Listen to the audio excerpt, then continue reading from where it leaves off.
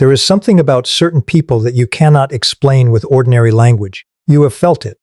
Even if you have never had the words for it.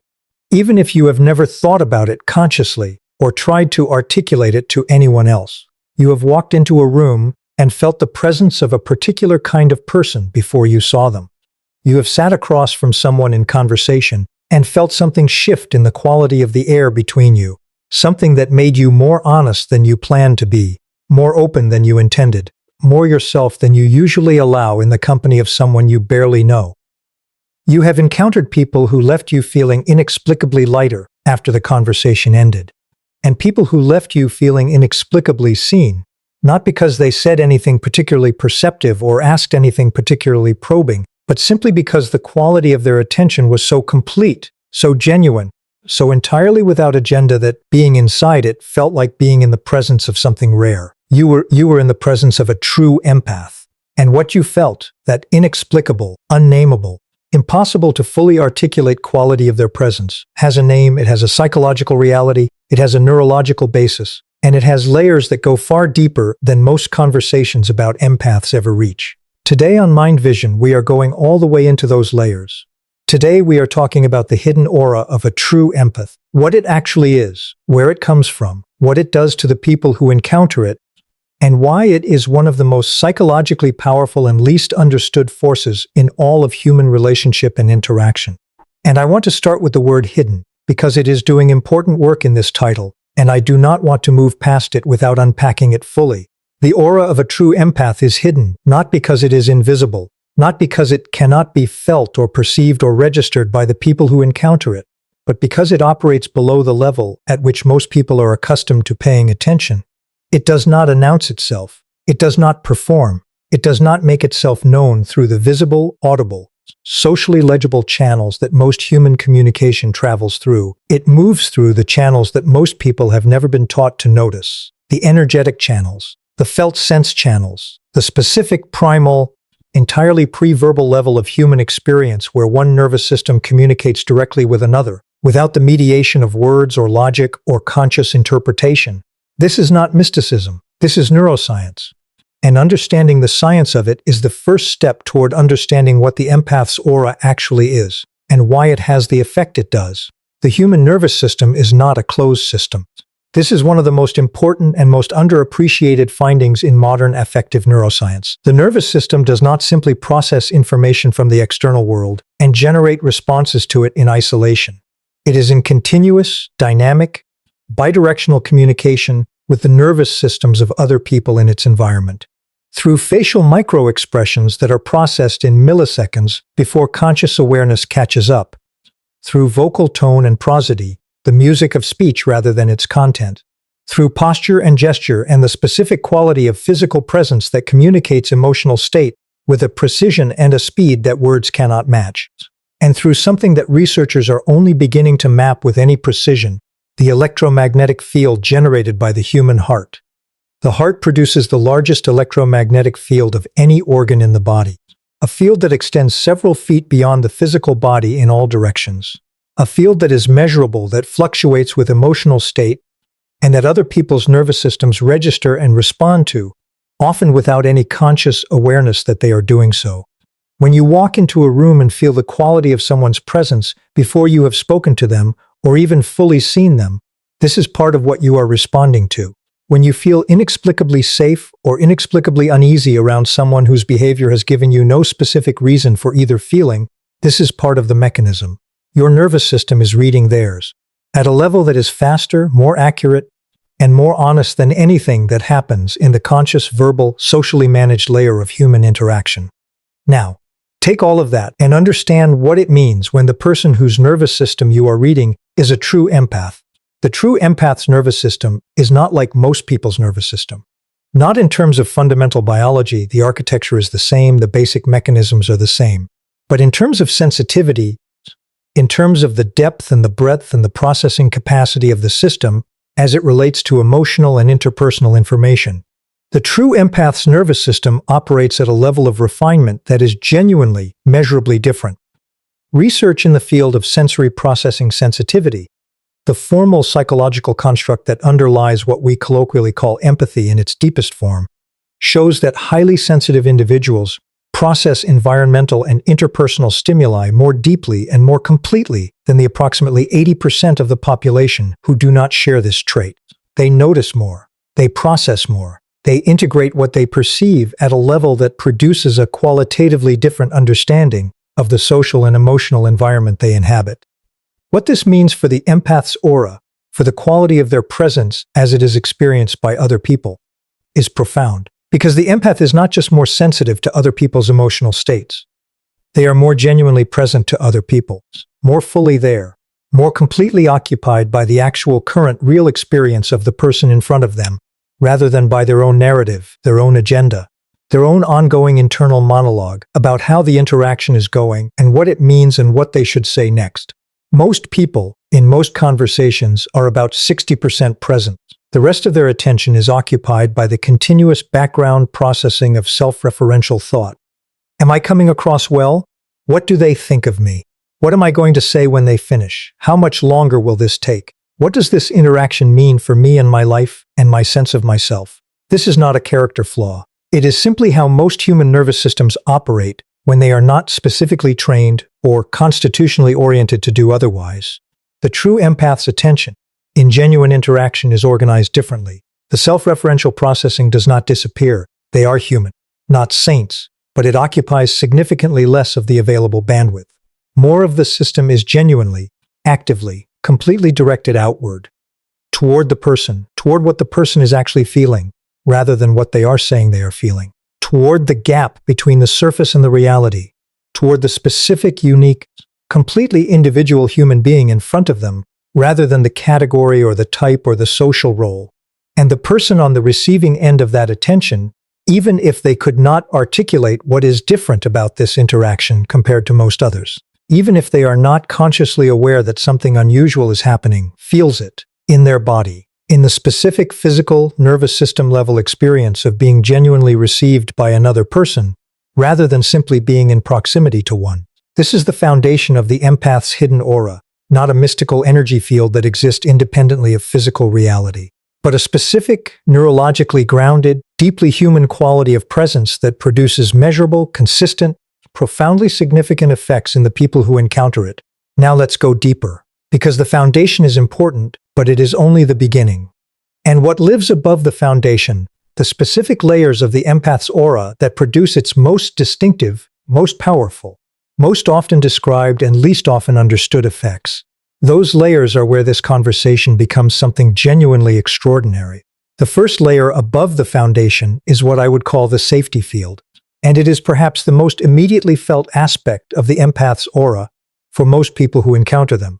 There is a quality of safety in the presence of a true empath that is unlike the safety produced by any other kind of person.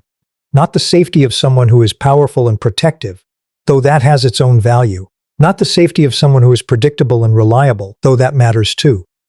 The specific safety of the empath's presence is the safety of being able to be real, of being able to drop, even temporarily and even partially, the managed presentation that most people maintain in virtually all social contexts, of being able to say the true thing rather than the expected thing and have it received without judgment, without deflection, without the subtle or not so subtle signals that most social environments send when something true and raw and unpolished enters the conversation. Most people spend the overwhelming majority of their social lives performing, managing, presenting the version of themselves that is most likely to be accepted, approved of, found valuable and interesting and adequately normal by the people around them. This is not dishonesty in the moral sense. It is the entirely rational adaptive response to social environments that reward performance and punish vulnerability. It is the human being doing what human beings do, reading the room and adjusting accordingly. But the cost of that constant performance is significant.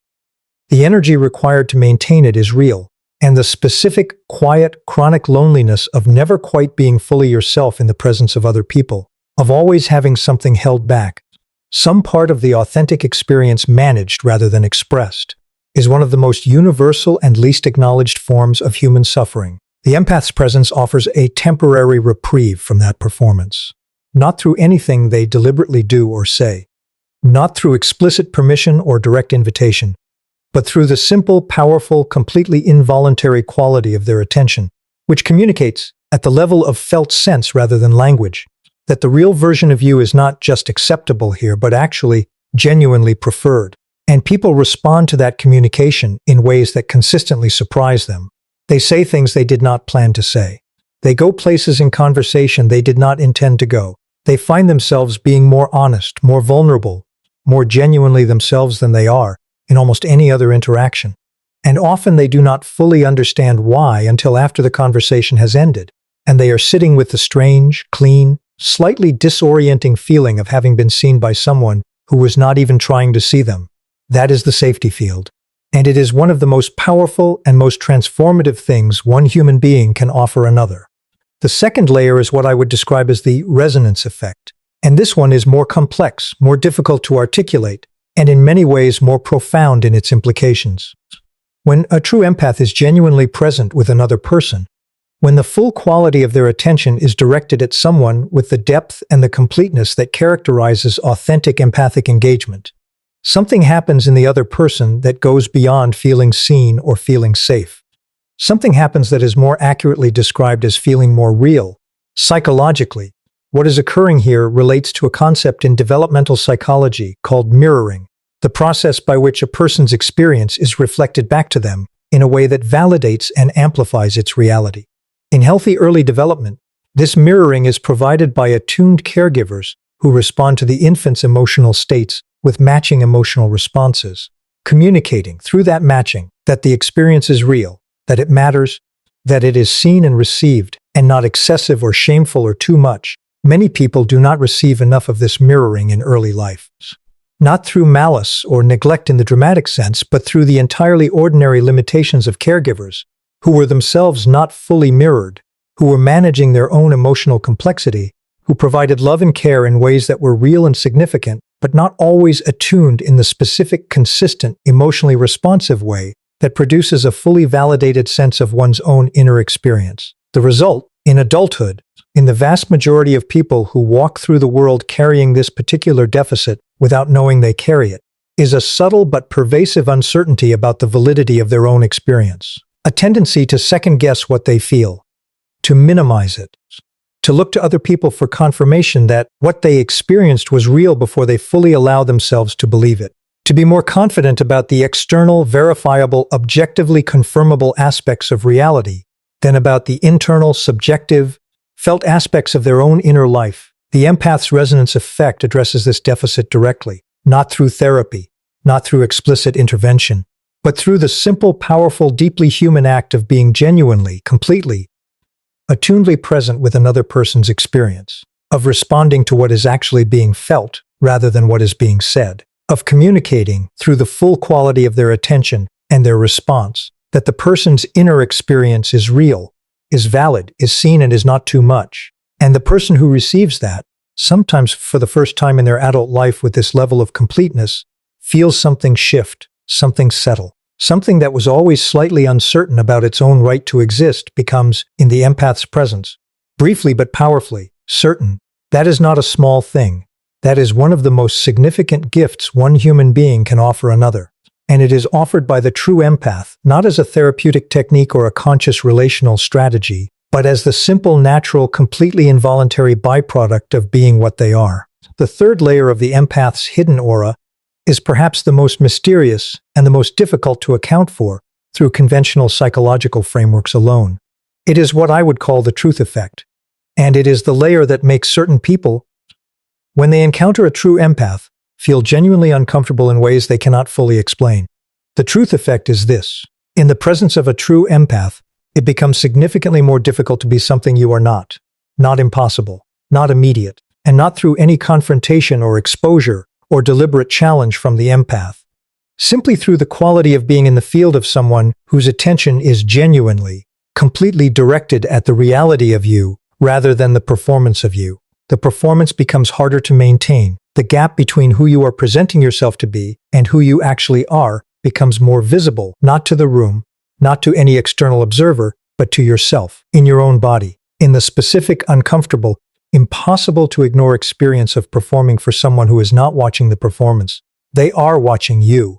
And the distance between those two things, between the performance and the you, becomes, in the empath's presence, a distance you can feel, sometimes uncomfortably, sometimes even unbearably, which is why some people, when they encounter a true empath, respond not with the openness and the relief that the safety field and the resonance effect tend to produce, but with resistance, with deflection, with the instinctive self-protective impulse to create distance from someone whose presence is making a kind of honesty feel urgently necessary that they are not yet ready to offer. The empath is not doing anything to produce this response.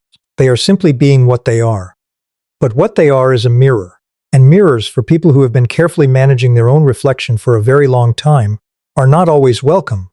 This is why the empath's aura is hidden, not because it cannot be felt, but because most people do not have the language or the framework to understand what they are feeling when they feel it. They know something is different.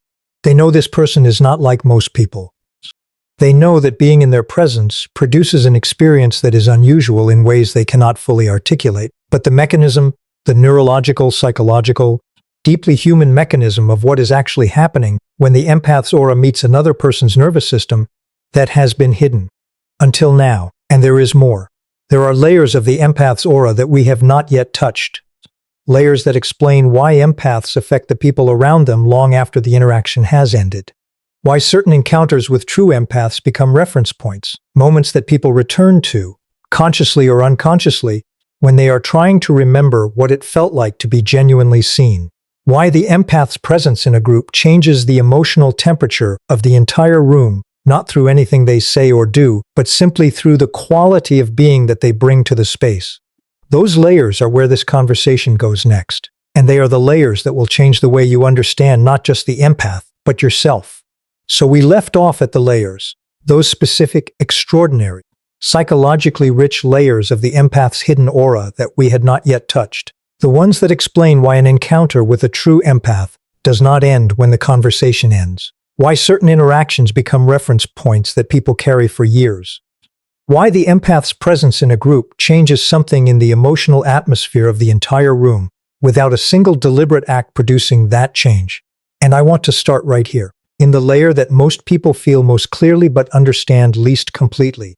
The empath changes rooms, not through authority, not through charisma in the conventional sense, not through the loud performing, look at me energy that most people associate with someone who has an effect on their environment. The empath changes rooms through something quieter and more fundamental than any of that.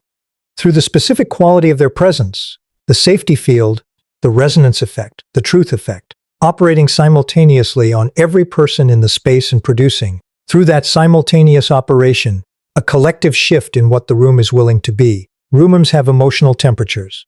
This is not metaphor. This is the lived, felt, completely real experience of every human being who has ever walked into a space and immediately known something about what was happening there before a single word was spoken. The energy of a room is the aggregate of the nervous systems within it.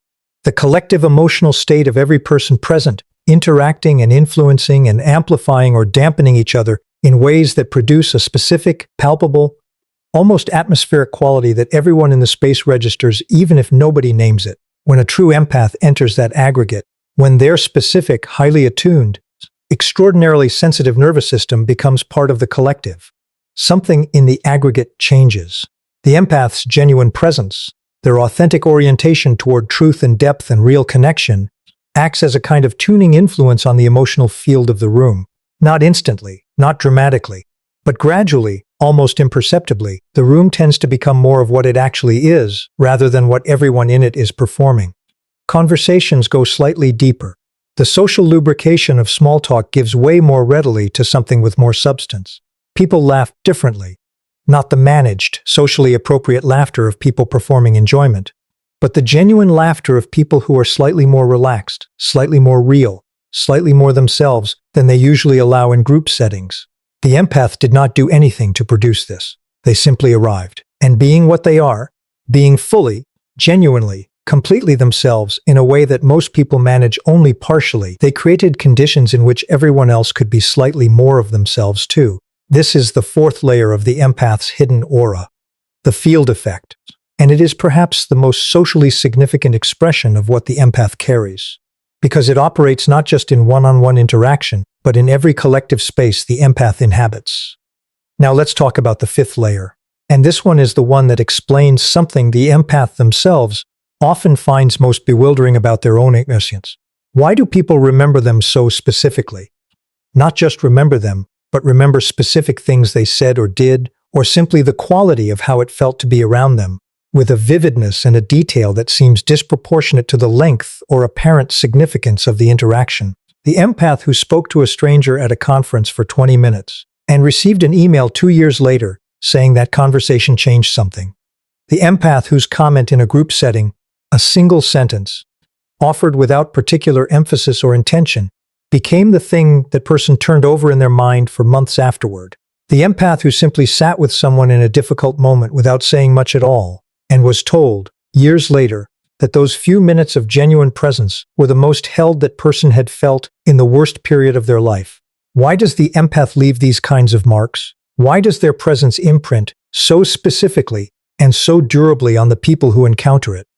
The answer lives in the neuroscience of memory consolidation, specifically in the relationship between emotional intensity and memory encoding. The human brain does not store all experiences equally. It prioritizes the encoding and consolidation of experiences that carry significant emotional charge, experiences that activated the limbic system, that produced a measurable emotional response, that mattered in the felt sense rather than just the informational sense, being genuinely seen, being in the presence of someone whose attention is fully, completely, authentically directed at your actual experience, produces a significant emotional response in the human nervous system. Even when it is brief, even when the external circumstances of the interaction are entirely ordinary, the felt experience of genuine presence is registered by the brain as significant, as something that mattered, as something worth encoding deeply and retaining durably. This is why the empath's interactions leave marks that persist long after the interaction has ended. Not because the empath did something remarkable, but because being genuinely seen is remarkable, rare enough and significant enough that the nervous system treats it the way it treats all rare and significant experiences. It remembers, and the empath, who produces this experience in almost every genuine interaction they have, leaves a trail of these durable impressions in the people they encounter. Not through performance, not through strategy, simply through being, consistently and authentically, the specific kind of present that activates the other person's nervous system at the level where memory is made. Now here is the sixth layer, and this is the one that the empath themselves most needs to understand, because it is the layer that explains something about their own experience that most empaths find deeply confusing and deeply isolating.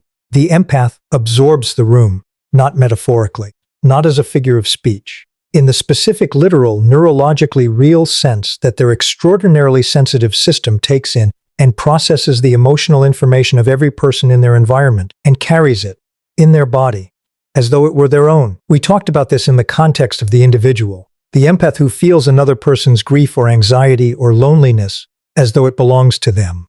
But in a room, in a group setting, in any collective space, this absorption happens at scale. The empath is simultaneously processing the emotional reality of everyone present, the specific grief of the person in the corner who is smiling, the anxiety of the person across the table who is performing confidence, the loneliness underneath the laughter of the person who is being the most socially animated, the low-level tension between two people that nobody has acknowledged but everyone has felt, all of it, simultaneously, in the empath's body, as though it were all theirs. And here is what most people never understand about this, including for a long time the empath themselves. This is not just exhausting, it is genuinely disorienting. Because the empath is trying to navigate their own experience while simultaneously carrying everyone else's. And the two things are not always easy to separate. They can leave a social situation feeling grief they cannot source, anxiety that does not match their circumstances, a sadness or a heaviness, or a vague unnamed distress that belongs not to them, but to the collective emotional field they just spent several hours absorbing. And if they do not know this about themselves, if they do not have the framework to understand that what they are feeling is not necessarily their own, they will spend those hours after the social situation wondering what is wrong with them, trying to account for feelings that have no personal origin, carrying weight that was never theirs to carry home. The sixth layer of the empath's aura is therefore not just a gift they offer to others. It is a cost they pay for being what they are. And understanding that cost, naming it clearly, without minimizing it or dramatizing it, simply seeing it accurately for what it is one of the most important things the empath can do for their own psychological health and sustainability. Because the empath who understands that they absorbed the room can learn to release what they absorbed, can develop practices, deliberate, consistent, personally calibrated practices of energetic clearing and nervous system regulation that allow them to process what they took in without being permanently burdened by it, can learn to feel fully in the room and return fully to themselves after it. This is not a skill that arrives automatically. It is developed through self-knowledge and through practice, and through the specific ongoing, never fully completed work of learning to be what you are without being consumed by what you are. And now here is the cinematic moment. Here is where everything lands. Picture the true empath. Not as they are experienced from the outside, not as the person who changed the room, who left the mark, who made someone feel seen for the first time in longer than they could remember. From the inside. In the private, unhurried, completely unwitnessed reality of their own experience, they are somewhere quiet. After everything, after the room and the absorption and the field effect and the resonance and the truth effect, and all the invisible, extraordinary, genuinely exhausting work of simply being what they are, in a world full of people who feel things but rarely feel them this completely, they are replenishing. Not performing rest, actually resting. In the specific, necessary, completely non-negotiable way that a system which gives as much as theirs gives must rest in order to remain what it is. They are releasing what they absorbed, returning to themselves, finding, in the quiet, the specific thread of their own experience that gets lost, sometimes in the noise of everyone else's. And as they sit in that quiet, as the room's emotional residue settles and clears, and what remains is simply, finally, purely them, something becomes visible that is not visible when they are in the world doing what they do. The aura, not as other people feel it, not as the safety or the resonance or the truth or the field effect, but as the empath themselves carries it. As the specific, luminous, quietly extraordinary quality of a person who is more alive to the world than almost anyone around them, who feels more, processes more, gives more, absorbs more, and returns to themselves each time, not diminished but deepened, not emptied but slowly and genuinely more themselves than they were before. The hidden aura of a true empath is not something they project. It is something they are, in every cell, in every interaction, in the specific, irreplaceable, completely unperformable quality of a presence that the world feels without always understanding and remembers, without always knowing why. It was never hidden because it was absent. It was hidden because most people had not yet developed the eyes to see it, or the language to name what they were feeling when they did. Now they have both. This has been Mind Vision. If this episode gave you language for something you have always felt but never been able to say, share it with someone who needs to hear it. Subscribe, because every episode we go somewhere real, and today we went somewhere rare. And remember, the aura you carry was never something you created. It is something you are. And what you are has always been extraordinary. See you next time.